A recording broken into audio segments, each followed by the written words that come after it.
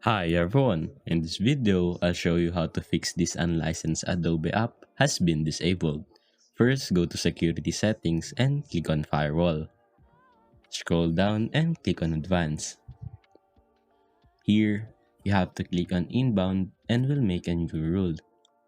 Select program, then we'll copy the program path of the Adobe app, for example, Photoshop.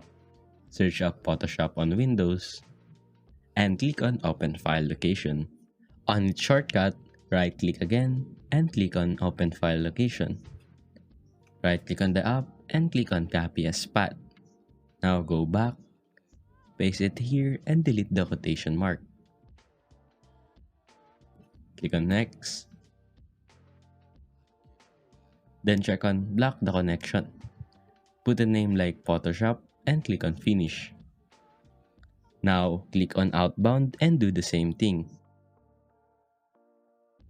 Select Program, paste the path, and delete quotation. Click on Next, Next, click on Block, Next, input a name and Finish. Make sure firewall is on and that's it.